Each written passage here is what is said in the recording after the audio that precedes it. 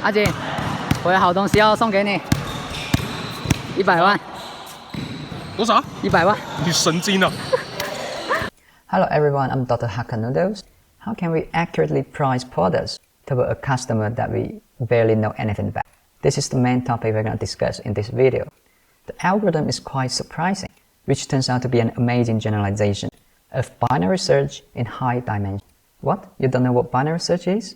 Don't worry, it's easy and we will walk you through. Besides, this may help you become a successful businessman. Suppose there's a rich guy who is always looking to buy things. This guy is rich because he has a good assessment of any product.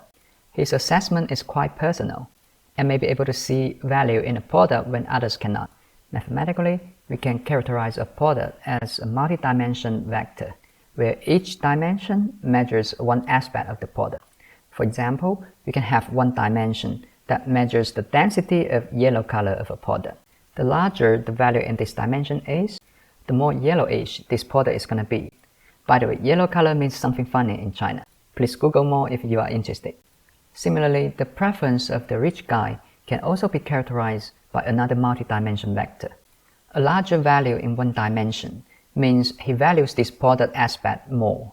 Then, the most straightforward way to model the rich guy's bid of the product is to simply take the inner product of these two vectors. That is, to multiply each dimension and then sum all of them up. Surely you won't expect the rich guy to be dumb enough to reveal his bid price. If the price you offer is lower than the bid, then the deal is set. Otherwise, you will have to keep this product to yourself. Notably, this rich guy never bargains, as he thinks this is a waste of his time.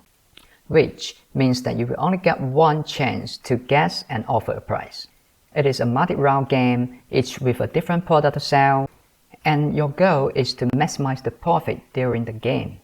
Obviously, in order to do this, you need to figure out what this rich man really likes. That is what the vector X is.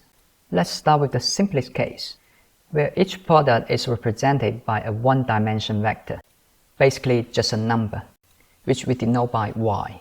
The corresponding number of the rich guy is denoted by X. That is, if Y increases by 1, the bid price is going to increase by X. Suppose we know that the rich guy has no more than 10 billion. Then an upper bound of X is going to be 10 billion divided by 100, which is going to be 100 million. Then it's quite straightforward to use binary search to locate the value of X. Let me demonstrate this with an example. Say the true value of X is 70, and the first product we sell has a Y value of 10. The unknown bid price is going to be 70 times 10. If our first guess of X is 80, obviously it's too high, and we're not going to make this deal. However, we learned that anything above 80 is not going to be possible. Similarly, if we guess a lower value, let's say 30, yes, this time we will make the deal. But we also know that this value is too low, and anything below 30 is not going to be better. It's very intuitive that the sweet spot of our guess is going to be the midpoint, 50, because we can reduce the possible range of X the most. In theory, this is also going to be the optimal way to make a guess. Okay, the one-dimension case is as simple as that. And now let's check out the two-dimension. This time, a product is going to be described by two numbers, Y1 and Y2. In correspondence, we need to guess two values from the rich guy, X1 and X2. We use X star to denote the true unknown vector of X. By the same assumption, we know that both of them are upper bounded by 100 million. Therefore, our search space is now a square instead of a segment.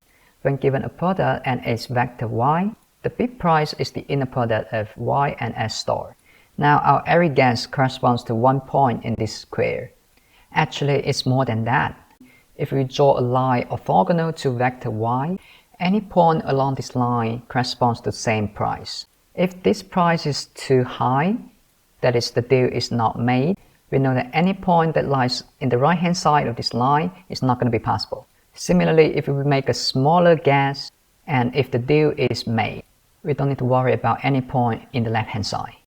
We now have a better idea of what it looks like in two dimensions. It's time to decide how we're going to make a good guess.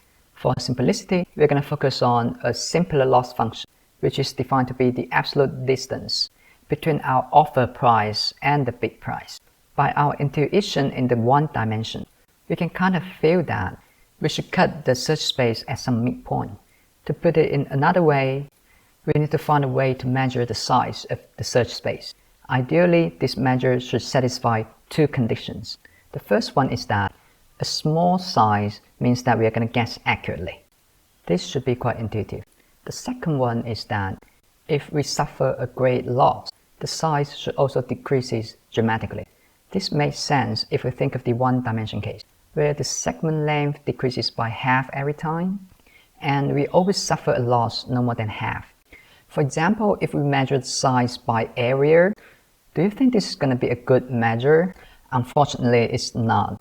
If the search space is long and flat, it may be compressed to have arbitrarily small area, and yet we still need to guess along the long length, which is very likely to lead to a great loss. Okay, one may say, what about the perimeter? Would it work? The answer is again no. For example, the search space could be a narrow diamond shape. If we split it along the center and we measure the difference in perimeter before and after the split, which is equal to the length of the red path minus the length of the blue path. Mathematically, we can write it in this way. The red one differs from the blue one only by the width W inside a root square. If we compare the difference with the width W, which is an upper bound of our loss, the difference could be arbitrarily smaller because the root square function grows very slow. Okay, now we see that both area and perimeter do not work. Area fails at the first condition, while perimeter fails at the second. Then it's kind of natural to conjecture that would it be better if we can find a way to combine both? The answer this time is yes. One could simply take the sum of them. Because area is a two-dimensional measure, so we will take the root square of it to scale its value before we take the sum. It doesn't require too much effort to check that this new measure satisfies our two conditions. Here we only verify this by looking at examples. If we revisit our diamond shape, this time the measure is going to decrease a lot because it's going to lose half of its area. On the other hand, in the example of this long flat rectangle, no matter how much we compress it, the perimeter is still going to be large. It can be proved that this is indeed a good measure. Not only is it a good measure, it's an also upper bound of our potential loss.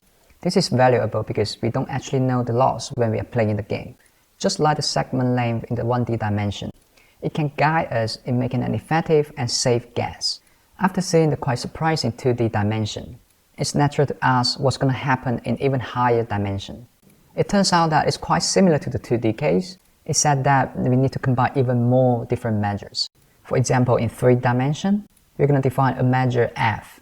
That's a function of the search space volume, area, and another one-dimension measure. This one-dimension measure is quite special. It's not the common length, width, or height. It is an intrinsic volume, aka the length of a potato in literature. In general, in D dimension, one needs to combine D different intrinsic volumes. Intrinsic volumes are a very beautiful subject that's studied in integral geometry. If you are interested, I'd like to talk more about it next time. This is all the content of this video. If you like it, please consider subscribing my channel and giving me a like. Thank you so much, and I hope to see you next time.